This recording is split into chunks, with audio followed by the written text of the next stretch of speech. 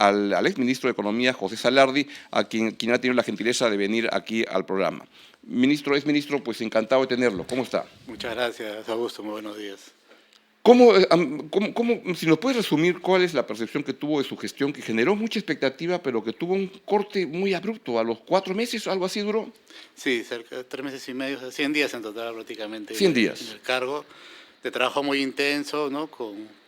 Realmente me puedo acompañar un gran equipo para enfocarnos y trabajar por el país. Hubo buena receptividad también de los gremios empresariales, tuvimos reuniones intensas, un trabajo muy coordinado y estrecho entre ambas partes a nivel de todo segmento, del gremio desde la muy pequeña empresa hasta la gran empresa. Adicionalmente también las labores de coordinación con los gobiernos regionales, municipios, el mismo Congreso y también indudablemente con todos los sectores que forman parte del gabinete, ¿no? ¿Qué es lo que usted se proponía en su gestión? ¿Una desregulación? Si puede explicarnos los ejes centrales de lo que estaba planteando. Sí, básicamente era una coyuntura compleja por el tema del déficit fiscal. Teníamos que tener tareas importantes para que volvamos al camino de cumplir la meta fiscal para este año, ¿no? La regla estaba en 2.2% del déficit, el año pasado habíamos cerrado por encima del 3.5%. Adicionalmente era importante también, creo que Perú tiene todas las potencialidades para crecer a tasas mucho más aceleradas, niveles por lo menos podría que sea 5% por año, pero hay que trabajarlo, hay que gestionarlo. En esa línea era importante tener medidas que permitan acompañar ese crecimiento, por ello la desregulación era una de esas aristas que permitía en cierta medida ayuda a simplificar el día a día de los negocios y con eso se coadyuva a un crecimiento mayor.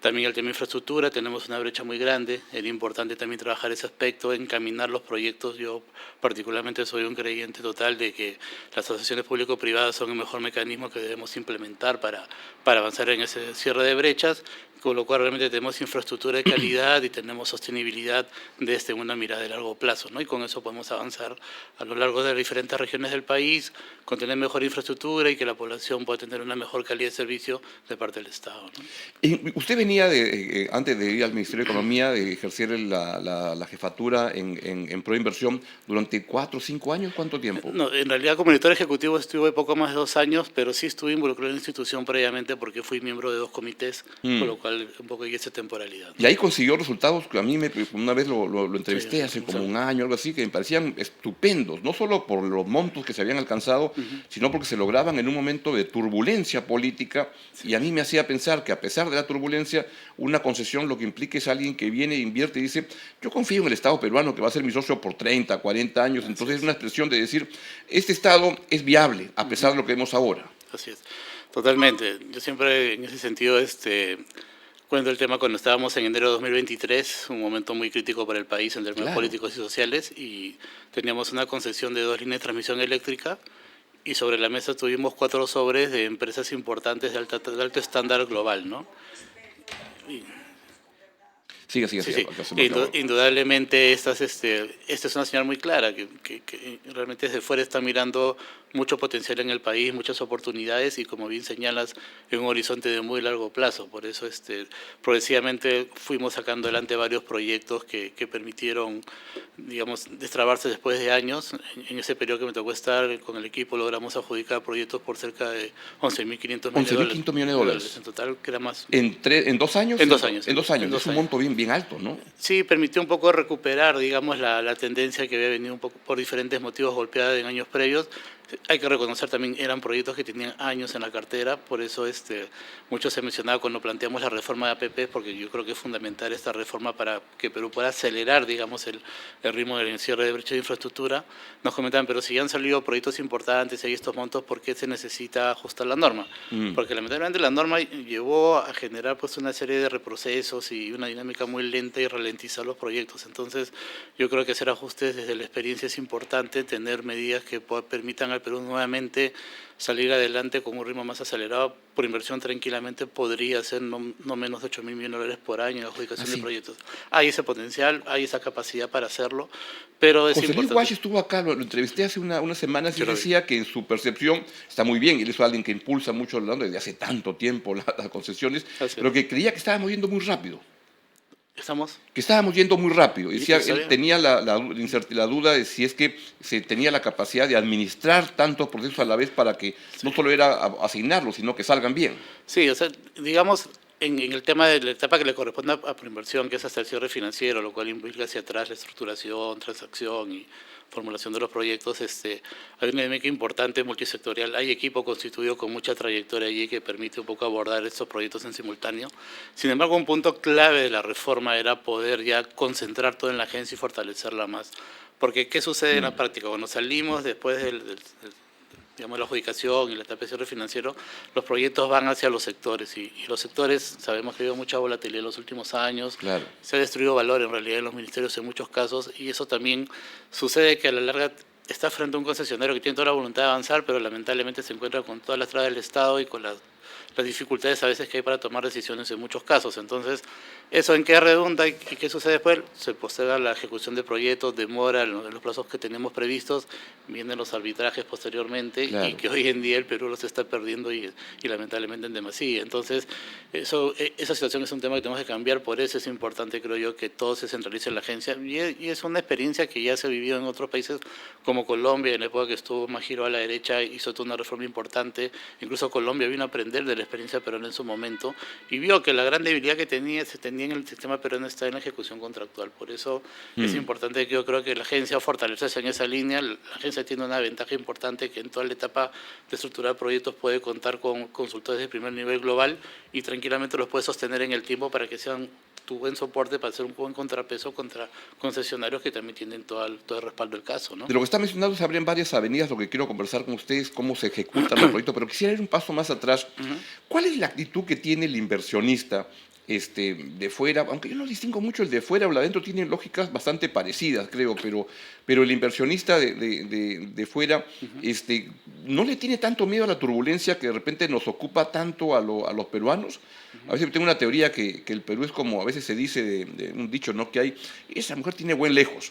Entonces, claro, desde lejos se ve el Perú mejor. Cuando ya estás de cerca, ya le ves todos los problemitas y dices, esto tiene más problemas de lo que yo pensaba. Sí, yo me tocó en los últimos años conversar mucho con ellos en los sectores que he estado, digamos, involucrado, ¿no? Y la mirada que ven al país con muchas oportunidades, ¿no? Se dan las seguridades y garantías, los contratos que se firman se respetan, el gobierno central siempre tiene un track record en ese sentido que los respeta muy bien y los lleva adelante.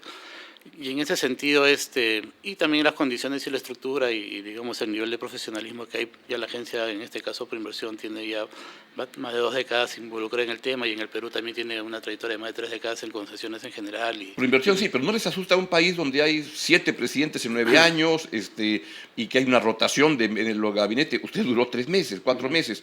¿Eso no les preocupa? Sí, de hecho que les preocupa. Pero igual, como te digo, las potencialidades y las posibilidades, creo yo, ellos también compensa eso. Miden su TIR, ven un poco, de hecho, todos esos temas los descuentan de una otra manera. También nuestra clasificación de riesgo ya tiene inmerso más o menos el riesgo político, es parte de, ¿no? De hecho, que al país tanta volatilidad y tanto tema político, porque mucho se está hablando que la economía y la política caminan por cuerdas separadas, pero yo creo que sí hay una afectación en la medida que esta volatilidad política lo que hace a la larga es también quitarnos, digamos, tracción en materia de crecimiento, ¿no? Porque estamos creciendo 3% y un poco más. Pero con una política más ordenada podríamos crecer al 5. A 5 o 6 sin ningún problema, ¿no? ¿Y qué es tan importante, ¿no? A veces los políticos no entienden la diferencia entre de dejar de crecer un punto porcentual. Sí. Hay cálculos que hablan de que un punto porcentual significa 50.000 nuevos puestos de trabajo en el sector formal que se crean en ese año y se despilfarra ese tipo de oportunidades, ¿no? Sí, y además también, de hecho, si Perú aspira a ser una economía desarrollada, evidentemente crecer a tasas más aceleradas y de mayor ritmo te va a adelantar esa posibilidad y también vas a combatir la pobreza de manera más frontal, ¿no? Sí. Hay una gran diferencia entre crecer a 1, a 3 o a 5, cambia la imagen de cuánto podemos reducir pobreza. Y a pesar de eso, a los inversionistas cuando preguntaban y estos cambios políticos y todo esto, ¿qué cosa le dice Proinversión, que es una agencia promotora de inversiones? Sí. No, de hecho, nosotros en general vienen preguntando, venían diversas misiones, pueden venir también por ver todo el portafolio, ver proyectos puntualmente. En virtud de ello se mostraba el tema multisectorial, se mostraba también un poco el proyecto de manera puntual, con todos los beneficios que tenía, todo lo que un poco se buscaba hacer desde el Estado, el nivel de servicio que se quería adquirir para mejorar, digamos, la provisión de Y en esa línea, de hecho, también pregunta por el tema político, obviamente uno va comentando, además las noticias todas son globales y en tiempo real, y claro. es difícil enterarse al respecto, pero en las valoraciones y validaciones que ellos hacían y en la interacción permanente han ido adelante. De hecho, Hay proyectos que por sus características, depende por la magnitud, no generaron tanta competencia como uno esperaría, pero nosotros cuando estuvimos ahí sí éramos muy cuidadosos de traer a los mejores, ¿no? Buscar, digamos, operadores y concesionarios que tuvieran mucha experiencia y recorrido global, espalda financiera suficiente, porque las APP lo que uno debe tener cuidado en eso, no traer lo que se conoce en este mundo como los temerarios, que vienen un poco oportunistas, que vienen a buscar ese tipo de situaciones y a la larga al país no le conviene y todos perdemos porque finalmente el proyecto no se realiza. La idea es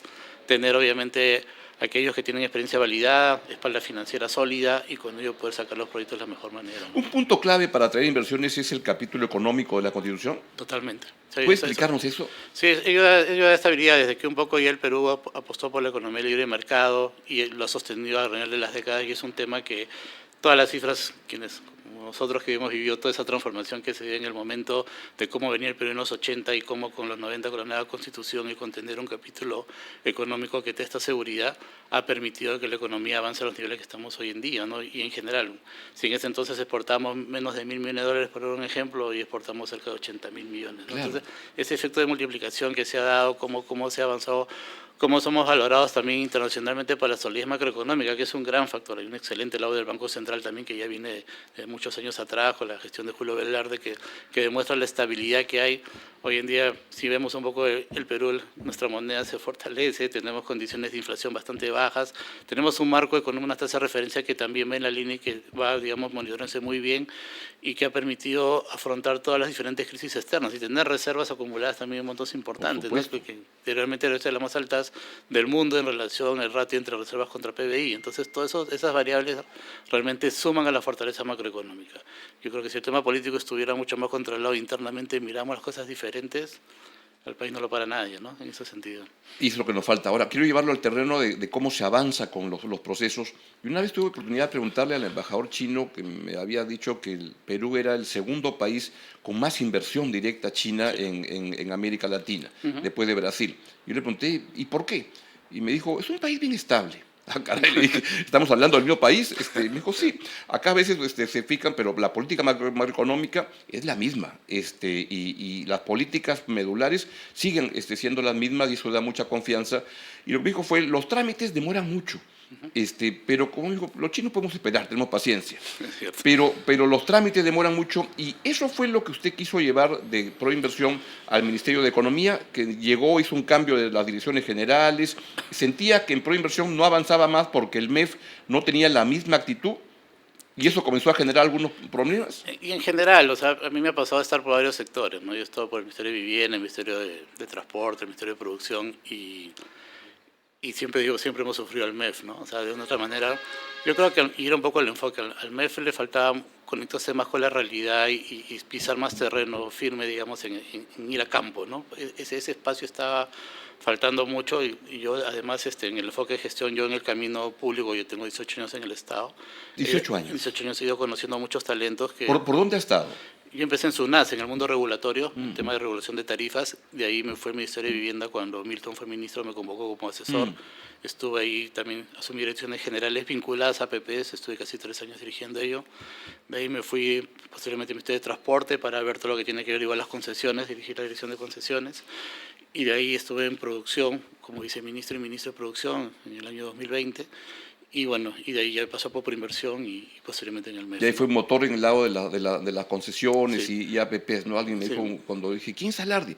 Es el loquito APP. No, Por su entusiasmo, ¿no? Yo también estoy coincido que es una herramienta, pero tremendamente potente. Es la mejor, o sea, las experiencias validadas en el mundo, los casos de Inglaterra, que es uno de los referentes, mismo Corea, Canadá, el mismo Chile, pidiendo que la región son los que más avanzó y logró cerrar brechas. Claro. Nosotros estamos, pues, realmente, lamentablemente, despilfarrando recursos, ¿no? En los últimos años hemos gastado miles de millones de soles y la aguja no está moviéndose como uno esperaría y como debe haberse movido, ¿no? Entonces, yo siempre cito un ejemplo. En Lima tenemos casos de... en Lima, digamos, en el 2010... máximo se trataba el 20%, y mal, ¿no? Se trataba el 20% de las aguas residuales y el 80% se iba acá a la Costa Verde a contaminar todas las playas, ¿no? Con un impacto pues nocivo en el tema ambiental y en el tema de salud. hicieron dos APPs como la Petar Tahuada al norte y Petar La Chira al sur de Lima, y el tratamiento real validado y cuantificado saltó de 20 a 90%, y obviamente ya cumpliendo los estándares ambientales. Entonces, invirtiendo, y uno compara lo que se invirtieron en esas plantas con lo que quizás se ha hecho por obra pública tradicional, que a la larga no tiene sostenibilidad, y evidentemente se ve que se invirtió bien y se logró el objetivo. Entonces, esa es la ruta. Igual pasó con Provisur, un proyecto importante al sur de Lima, la primera planta desaladora para poder canalizar agua de consumo humano a la población, y se cerró la brecha en 4 distritos, teniendo una planta de agua potable desaladora, teniendo una planta de tratamiento de aguas residuales incluso a nivel terciario, renovando todas las redes y teniendo un servicio de calidad. Entonces, por dar un ejemplo, yo creo que esa ruta extrapolar a los demás sectores, como que ya se ha validado en varios casos, basta ver los puertos, basta ver el aeropuerto Jorge Chávez, que recientemente logró ampliarse, y en general las carreteras que también tenemos en la costa han sido por esta vía. Entonces, pasa por la obra pública tradicional, ejecutas, pasa con los G2G, incluso los ejecutas, pero no necesariamente te garantiza sostenibilidad en el tiempo. Entonces ahí es donde dices cómo estoy, qué calidad de eficiencia estoy en el gasto y en la inversión que realizo, ¿no? Y mucho de eso depende del talento y recurso humano que se puede disponer para sacar adelante las concesiones y luego para ejecutarlas. Y ahí quería preguntarle su opinión sobre los juicios que se suelen plantear a muchísima gente que ha trabajado en proinversión en la última década, etcétera. ¿Cuál es su impresión de eso? La mía, le adelanto, es que hay una injusticia muy grande que se comete y que el sistema de los fiscales no entiende lo que ha pasado o está queriendo armar historia donde no hay. ¿Cuál es su impresión? Totalmente de acuerdo contigo, es totalmente injusto, ¿no? Realmente eso lo que hace es destruir valor, aparte de dañar honras y personas. O sea, tenemos el caso reciente de Tito, que también es amigo tuyo, entiendo yo, Tito, lo que ha pasado con él. Pascofón, Alberto Pascofón, sí, claro, que es un caso de muchos. Acá hay como funcionarios que vienen los fiscales y tiran la red y meten a 100 personas y a ver qué pasa. Un técnico honesto, ¿no? Totalmente, con mucho conocimiento de cosas que pasó por el Estado y que lamentablemente tiene que afrontar lo que tiene que enfrentar. Yo le expreso mi solidaridad en este caso las veces que puedo conversar con él. Definitivamente hay un error primigenio, ¿no? O sea, yo creo que sucede, nosotros como funcionarios estamos en un momento dado, y finalmente en mi caso particular y todo el equipo con que yo he podido contrastar, hay un amor grande por el país y las ganas de transformar las cosas, ¿no? Y en eso nos enfocamos en trabajar en el día a día. Y tenemos que tomar las mejores decisiones que podemos tener en un momento dado. Porque con la información disponible y tomar decisiones que son de negocio. Y ahí viene el problema en paralelo que está la Contraloría en esa línea, que yo creo que en un momento la Contraloría perdió su función y creyó que era la Policía Nacional del Perú, ¿no? Totalmente desenfocada en la línea de actuar, mirando cosas que no debe ver, en el sentido de que tiene las competencias bien acotadas. El Tribunal Constitucional ya se pronunció respecto a que tiene que ver el tema de muchos recursos públicos, donde haya corrupción, donde tenga todavía que caiga con toda la fortaleza el caso y que esas personas definitivamente paguen sus culpas. Pero por criterios subjetivos y antojadizos, de una mirada totalmente, digamos, y sin experiencia en muchos casos. Me he pasado ingenieros que tienen 30, 40 años de experiencia práctica, con todo el conocimiento de campo.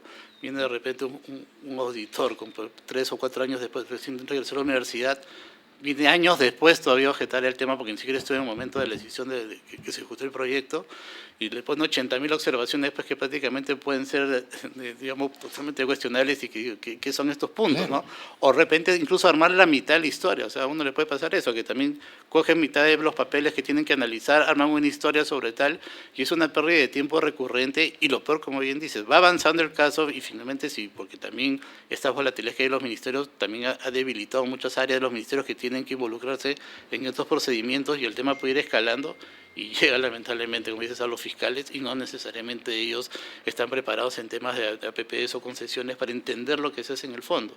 Entonces, en ese momento, pues, se arma la suspicacia y uno puede quedar totalmente expuesto. Y ahora incluso hay casos que hasta el tema patrimonial de las personas. Y eso totalmente. Lo que hace es alejar a las Patrimonio, personas. honras y afectan la trayectoria profesional de alguien por parte de fiscales que son muy ignorantes de estos temas, que no entienden y quieren armar historias, y que para agarrar a uno, un político, dicen tiro y meto a toda la burocracia de proinversión de los últimos años. Así, yo he visto casos que dañan honras, pueden sacar tranquilamente 20 portadas en los diarios vinculados a lo que ha pasado, y finalmente cuando la persona sale libre y realmente no había cometido nada, pero ya le arruinaron el Por nombre supuesto, de la vida. le hicieron perder años de vida profesional. Eso habla que ahí como país realmente tenemos muchos temas por cerrar y por avanzar para generar instituciones más sólidas y que el país realmente pueda avanzar en esa línea del desarrollo de una manera real, ¿no? El querer avanzar más rápidamente con los proyectos de inversión, que lo llevó, por ejemplo, a esto de la idea de reducir los programas de inversión en el sector público, ¿Fue lo que le hizo chocar dentro del gobierno y fue como mellando su posición política dentro de la estructura gubernamental? Hice un planteamiento que ese planteamiento lo fuimos Eran trabajando. 14 programas que se reducían, Sí, que sí, se juntaban. era la extinción de los programas. Yo sigo convencido que esa medida en algún momento va a tener que llegar en el país.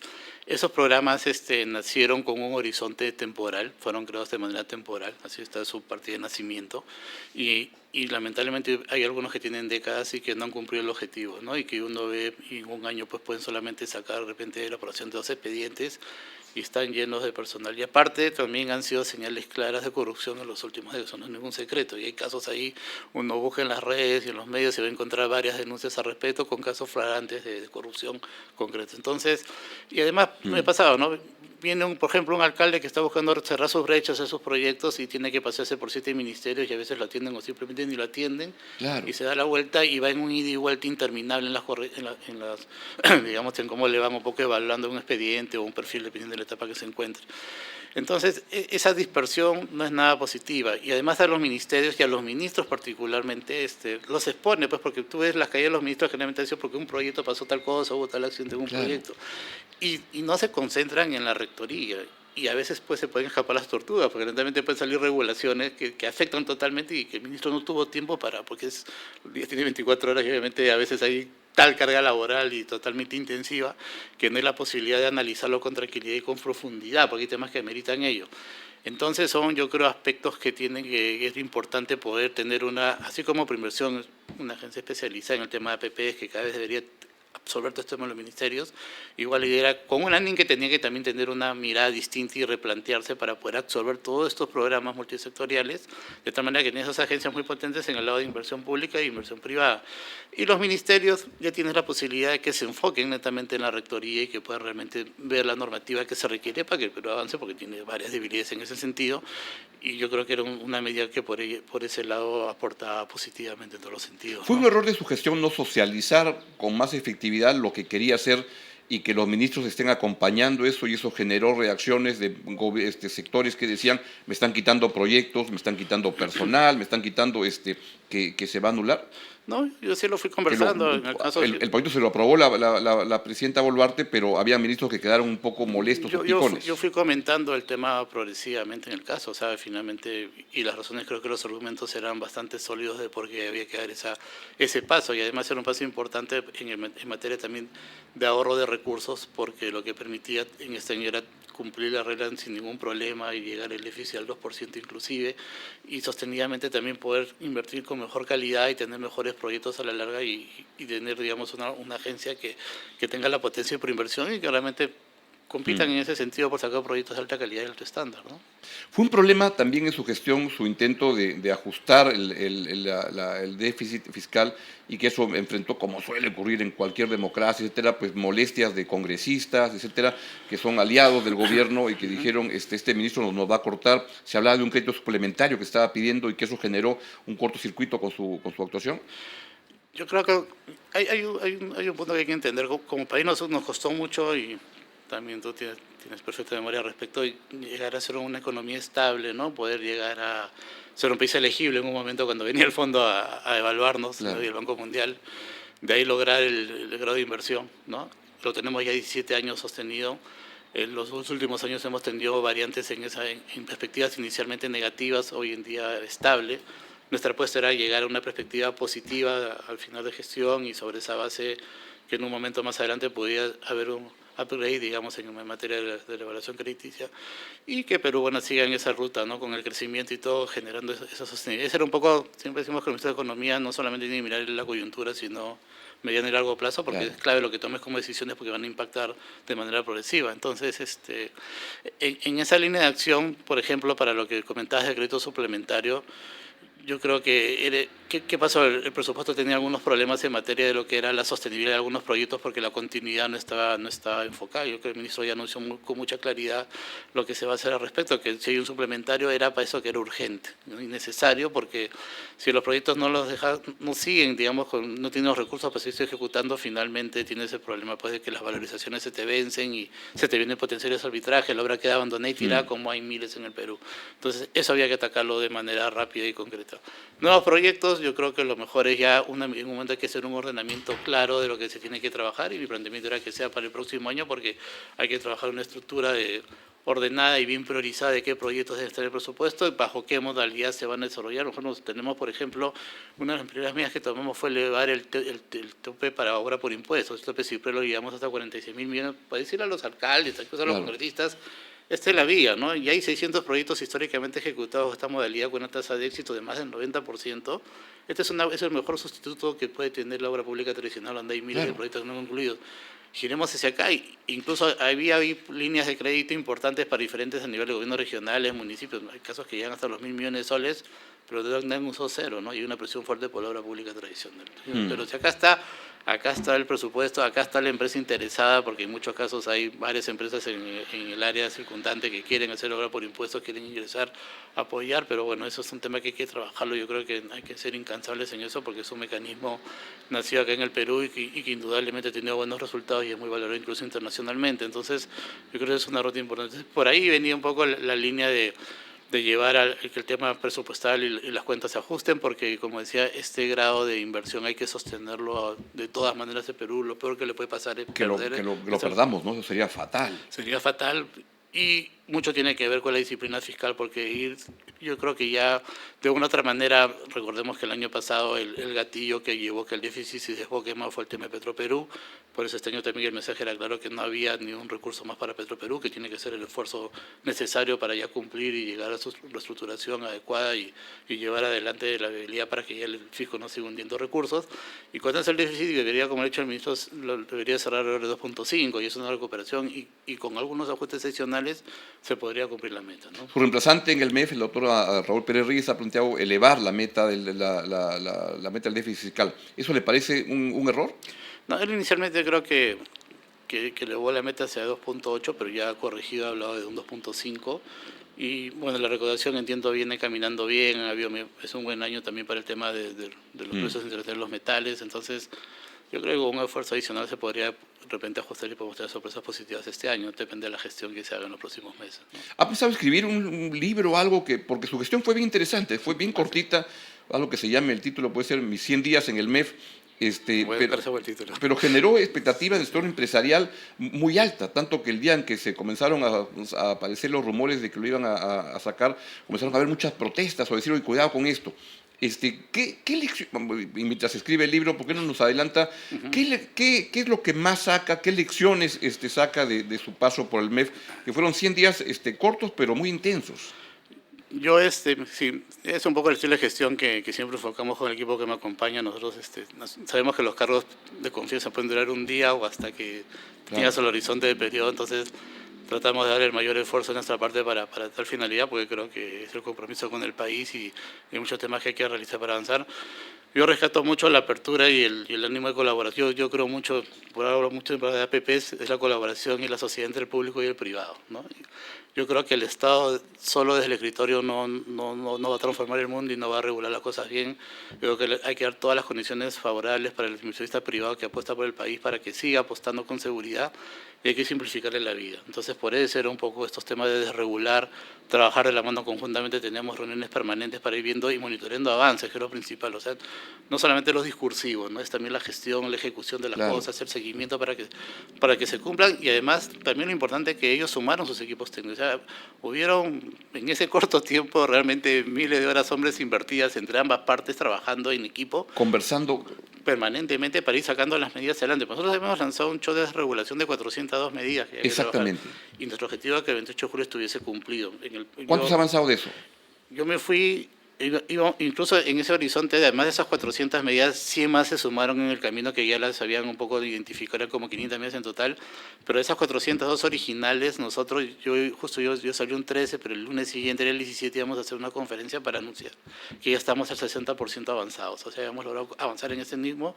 Había muchos que eran barreras burocráticas que básicamente tramitamos con mucho trabajo con Indecopi, con PCM, un decreto supremo que realmente ya estas barreras se van, y había salido publicado, y la idea era seguir trabajando para poder el siguiente bloque llegar hasta el 28 de julio. Y otro objetivo importante que se iba a trabajar era para el 28 de julio anunciar una suerte de apagón regulatorio para que los ministerios en 60 días pudieran comenzar un poco a eliminar otros temas ya que estaban un poco trabando y entorpeciendo la dinámica de los negocios. Por ejemplo, en un caso así, claro, la minería tiene 60.000 millones de dólares en proyectos ahí enterrados que no salen, que si hubieran estado hoy día ya puestos en valor, el Perú ya estaría pues en otro nivel de generación claro, de divisas, con esos ¿no? precios estaríamos, pero Voy podríamos antes, gastar sin problemas tenemos el superávit déficit y nos fiscal, preocuparía, tenemos podemos gastar un montón más. tranquilo, cerrar más rápido las brechas, pero ¿qué sucede? En un momento la minería hace 20 años tenía solamente, por decir, 30 procedimientos y en 5 años te entrabas a sacar adelante los proyectos. Hoy en día tienes 300 procedimientos y ve a tú saber si en 15 años tienes segura suerte de sacarlos. Entonces, ahí en el tiempo hubo algo que lamentablemente se descarriló y que la idea era comenzar a corregirlo, ¿no? Yo creo, soy muy confiado que por ahí se debe atacar los temas en lo sucesivo para que realmente Perú tome esa potencia que tiene para... Este es un gobierno que conversa poco con la sociedad, con los empresarios, que fue lo que generó mucho entusiasmo en su gestión, que se abrían las puertas para conversar con gremios de inversión privada y preguntarles, y de repente lo que generó es que era un cambio en un gobierno que no habla mucho, que no conversa mucho. ¿Cómo entiende usted en su breve paso por el gobierno? No, yo creo que sí hay buena relación con los empresarios cada vez que el gobierno los ha convocado, cada vez que los sectores también ha habido espacios. A mí desde el primer día me tocaba verlo porque nosotros convocábamos como mucho evento a nivel de, para, por ejemplo, con el tema de seguridad, plantear, con el Ministerio de Justicia hicimos un evento puntual para poder convocar también al sector privado y ver los proyectos que tenía, ¿no? Para el INPE y demás, con el tema de educación también o salud. Hemos hecho trabajos diversos y siempre había la predisposición de acercarse de parte de repente lo mío fue mucho más intensivo por un poco también como yo enfocaba y lo que tenía de trayectoria previa, ¿no? O sea, tenía en cierta medida desde que estuve también en el sector producción, pude tener mucho acercamiento con los gremios productivos y de los pequeños y microempresas. Y ya en el mundo de infraestructura, con todos los gremios vinculados a infraestructura, entonces no fue complicado tener ese acercamiento y realmente yo siempre agradezco la total predisposición de los gremios para sentarse a trabajar e ir de manera conjunta, ¿no? Yo creo que esa es la ruta, ¿no? Igual el ministro está convocándolos y siguen en esa línea, porque él ha mencionado que se van a seguir en esos aspectos y yo creo que esa es la ruta adecuada para que el país realmente avance y tenga resultados concretos, ¿no? ¿Le sorprendió cuando le avisaron que ya no iba a seguir siendo ministro? En realidad uno... ¿Usted olía alguna cosa No, que estaban pasando no, unos días antes? como yo te digo, estos cargos son de confianza, ¿no? Entonces uno sabe Claro, finalmente pero las decisiones... no sacan a una persona que tenía una trayectoria estupendísima, muy buena en proinversión, batiendo récord, lo pones 4 meses y luego le dices, oye, hasta acá nomás, José, muchas gracias. No, es que en realidad son decisiones que no me competen tomar a mí, realmente es la dirección del gobierno, esa evaluación, ellos tienen una mirada mucho más amplia en las cosas. Uno siempre te da agradecido por la oportunidad de servir al país y de poner todo el empeño. Por eso te digo, para mí es claro, siempre decía nuestro amigo Milton Monjes, de él aprendí la frase, él llega a un ministerio solamente con su cepillo y pasta de dientes, ¿no? Porque finalmente Sí. no se sabe cuánto tiempo vas a durar, y es la verdad, eso en la práctica es así. Pero queda uno se va con la frente en alto y tranquilo de que hizo lo mejor que pudo en esa temporalidad, ¿no? Y ya se darán tiempos, oportunidades posteriores y uno tiene que estar atento a ello, ¿no? Es cierto, no son cargos en que uno no sabe cuándo, hasta cuándo va a estar. Una vez en los años, hace muchos años, vino por Lima el ministro de Economía de Chile, Vigi, Claro. se quedaba el pelo largo y Vigi. todo, y estaba en una comida con él 3 personas y entonces él preguntó, ¿por qué no arman en el gobierno más equipo? Veo que es muy pequeño el equipo económico en el Ministerio de Economía. Y la respuesta fue que no estaban muy seguros cuánto tiempo iban a estar en el MEF. Y su respuesta fue, ¿ustedes creen que a mí Pinochet me asegura el cargo? Yo llego al cargo todos los días al ministerio pensando que es mi último día. Así Y es. avanzo lo más que pueda, pues, sabiendo que al día siguiente me pueden sacar. Es así, sí, hay varias variables que tú no controlas indudablemente y además ya está el tema político de por sí, entonces, pero igual uno va en la ruta que creo que es lo mejor para el país, ¿no? Ese es un poco el enfoque de gestión generalmente, ¿no? ¿Qué es lo que va a hacer ahora? ¿En qué anda? No, evaluando, de hecho, uno cuando sale también de ministro tiene muchas restricciones y muchos impedimentos que Exacto, tiene que ¿no? cumplir. Que hay un periodo de veda que no puede... Sí, que no se ve. ¿No? Pero no, igual, conversando mucho, evaluando bien y pensando bien en los siguientes pasos, ¿no? La ya no va a volver academia al sector público. No está eso en el yo, horizonte yo ahora. siempre estoy predispuesto a servir al país, o sea, siempre le he dicho igual, siempre uno está para afrontar retos. Yo creo que hay tanto por hacer en el Estado que realmente siempre es bastante retador e interesante pasar por ahí, ¿no? Entonces, Entonces son situaciones que se van dando en el tiempo, ¿no? Por eso, Claro, y interesante que diga que podría en algún momento, si se generan las condiciones, ¿no? Porque yo siento que el Perú, hay mucha crítica a la burocracia peruana y no se rescata que el sector público peruano está lleno de profesionales estupendos sí, que hacen que esto sea viable a pesar del carnaval que los políticos arman permanentemente. El Estado se sostiene con buenos profesionales, que hay cosas que los ahuyentan, ¿no? Los juicios que lanzan los fiscales y todas estas cosas, pero que hay que protegerlo y valorarlo, ¿no? totalmente. No es sencillo, o sea, saber que el Estado realmente quiere mucho al país para ello. Además hay equipo, yo me encontré con mucho equipo muy profesional, con mucho nivel de estudio, estudiando fuera, estudiando aquí, con altos grados académicos y con mucha experiencia, ¿no? Y que les gusta trabajar en el Estado porque se Así sienten es. a gusto, porque saben que pueden avanzar y hacer cosas trascendentes, ¿no? Eso es lo importante. Y que hay gente que funciona en el Estado, y en cambio hay ejecutivos del sector privado estupendos, Son mundos pero que diferentes. cuando van al Estado, se el mayor coleccionan. ejemplo es el señor Musk, que es un tremendo ejecutivo, ¿no? El más rico del mundo, pero en el Estado, con Trump, no entendió de qué se trataba. Siendo un Estado un poco distinto y más avanzado, pero el nuestro Claro. es más complejo. No, realmente ha pasado también aquí, o sea, son mundos diferentes, ¿no? Uno tiene que conocerlo por dentro, y bueno, pero siempre uno tiene que, con honestidad, transparencia y tomar las mejores decisiones y teniendo los cuidados del caso, porque lo que hablamos hace un momento, ¿no? Los temas que pueden pasar después, que a la larga pues, son sorpresas a veces ingratas, ¿no? Pese a que uno quiere hacer las cosas bien y está bien enfocado y claro, hay la subjetividad de otro lado que va en contra de ello y eso está mal, ¿no? Bueno, quiero agradecerle mucho No, que haya gracias, venido gracias, acá al gracias. programa para contarnos de su experiencia y las cosas que están pendientes de hacer y rescatar esto, que el Perú tiene unas posibilidades enormes. Totalmente. El problema, con todos los problemas que tenemos, también nos ayuda que la foto regional nos saca mejor que el barrio, ¿no? Pero igual, yo también veía eso en el 2023 o fue fin del 2022 cuando cae el gobierno de Castillo y un poco decía, bueno, eso es una oportunidad para diferenciarnos bien del resto de la región porque la región estaba con varias sombras y muy girada a la izquierda, ¿no?